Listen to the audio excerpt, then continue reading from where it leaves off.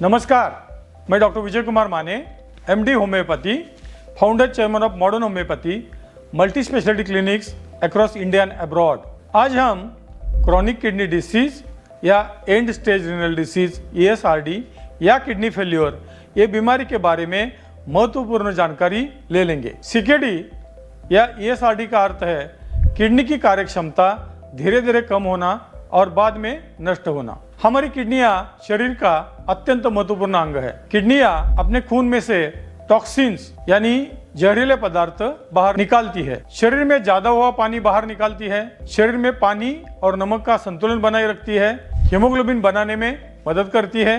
Blood pressure का संतुलन रखने में मदद करती है। जब किडनी की कार्यक्षमता लंबे समय से कम हो जाती है तो शरीर में कई गंभीर समस्याएं उत्पन्न हो सकती है, जैसे खून की कमी हो जाना, क्रिएटिनिन लेवल बढ़ जाना, यूरिया की लेवल बढ़ जाना, यूरिन में प्रोटीन की मात्रा बढ़ जाना जिसको प्रोटीन यूरिया बोलते हैं। उसकी वजह से ब्लड प्रेशर अनियंत्रित रहना, शरीर के ऊपर सूजन आना, जी मचलना, उल्टी हो जाना, लूज मोशंस हो जाना, चेहरे के ऊपर या पैरों के ऊपर सूजन आना, पेट में कुछ बार पानी भरना, छाती में पानी भरना जिसको प्लूरल इफ्यूजन बोलते हैं, रात में बारंबार पेशाब को जाना, सांस फूलना या ज्यादा नींद आना जैसे लक्षण निर्माण हो जाते हैं। इसका मतलब है कि आपकी किडनियां पूरे कार्यक्षमता से काम नहीं कर रही है। CKD या क्रॉनिक किडनी डिसीज होने के प्रमुख कारण है मधुमेह।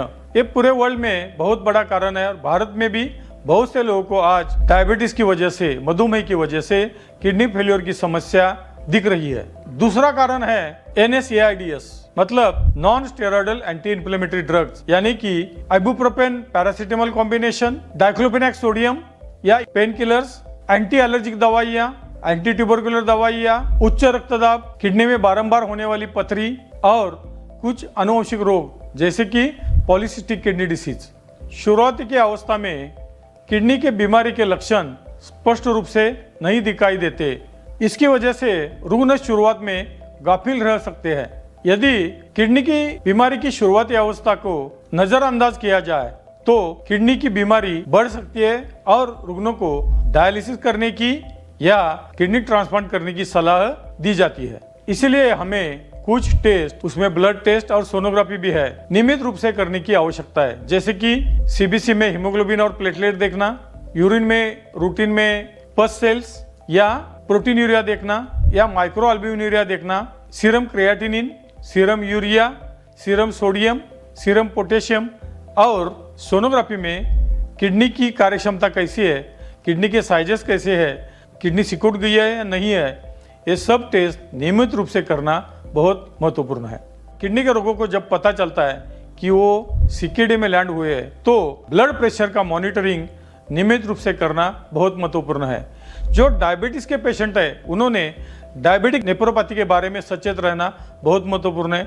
उसमें रिपीटेडली ब्लड शुगर चेक करना, एवरेज ब्लड ग्लूकोज चेक करना, सोनोग्राफी देखना, क्रिएटिनिन, यूरिया, सोडियम, पोटेशियम नियमित रूप से देखना, रूटीन यूरिन देखना, उसमें यूरिन शुगर डिटेक्ट हुई है या नहीं है, यूरिन में प्रोटीन या प्रोटीन यूरिया डिटेक्ट हुआ या नहीं है, यूरिन में माइक्रो एल्ब्यूमिन डिटेक्ट हुआ या नहीं है, ये टेस्ट नियमित रूप से करना अनिवार्य है। अगर आपको किडनी फेल्योर या CKD का डायग्नोसिस होता है तो नमक का सेवन कम करना चाहिए, खाने में थोड़ी मात्रा में प्रोटीन रखना चाहिए, खाने में कार्बोहाइड्रेट कम रखना चाहिए जैसे कि राइस, पोटैटो, गुड़, शक्कर, sweet potato etcetera. Diabetic nephropathy के रुग्णों ने भी यही चीजें खाने में से कम रखनी चाहिए, प्रोटीन की मात्रा थोड़ी सी बढ़ानी चाहिए, नियमित रूप से व्यायाम करना चाहिए, उसमें वॉकिंग एक्सरसाइज, साइकिलिंग अगर कर सकते हो तो, सीढ़ियां चढ़ के नीचे आना या स्विमिंग, यही एक्सरसाइज नियमित रूप से करने की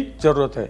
CKD का डायग्नोसिस होने के बाद कन्वेंशनल दवाइयों में पेन किलर का सेवन कम करना या बंद करना, एंटी ट्यूबरकुलर दवाएं सेवन कम रखना या बंद करना, एंटी एलर्जिक दवाएं बंद करना, एंटीबायोटिक्स बंद करना, ये महत्वपूर्ण बातें हैं।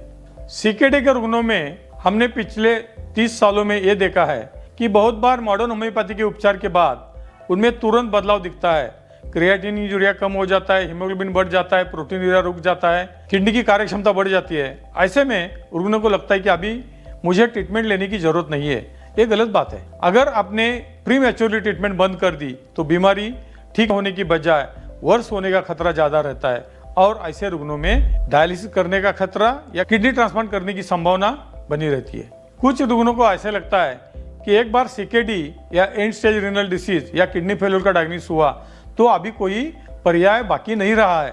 ये गलत बात है। लोगों को लगता है कि अभी डायलिसिस करना पड़ेगा, ये जीवन भर करना पड़ेगा या किडनी ट्रांसप्लांट करना पड़ेगा। लेकिन हमने मॉडर्न होम्योपैथी के रिसर्च बेस्ड ट्रीटमेंट में पिछले 30 सालों से ये पाया है कि अनेक रुग्णों का डायलिसिस बंद हुआ है, अनेक रुग्णों को ट्रांसप्लांट करने की नौबत नहीं आई है, अनेक रुग्ण डिसीज फ्री हेल्दी लाइफ जी रहे हैं। मॉडर्न होम्योपैथी की क्यूरेटिव लाइन ऑफ ट्रीटमेंट ये मैंने खुद 1996 से रिसर्च करके बनाई है, जिससे क्रोनिक किडनी डिसीज या ESRD या एंड स्टेज रीनल डिसीज या किडनी फेलियर के रुग्ण, कैंसर के रोगी, लिवर सिरोसिस के रोगी, हार्ट डिसीज के रोगी, ऐसे गंभीर बीमारियों के करीबन 2,15,000 से ज्यादा रुग्णों को पिछले 30 सालों से मॉडर्न होम्योपैथी के विविध सेंटर्स में सफलतापूर्वक इलाज किया है। और वो रुग्ण मॉडर्न होम्योपैथी के रिसर्च बेस्ड उपचार के माध्यम से जिनका डायग्नोसिस सीकेडी या ESRD या किडनी फेलियर ऐसा हुआ है, ऐसे अनेक रोगी स्वस्थ और आरोग्यपूर्ण जीवन जी रहे हैं।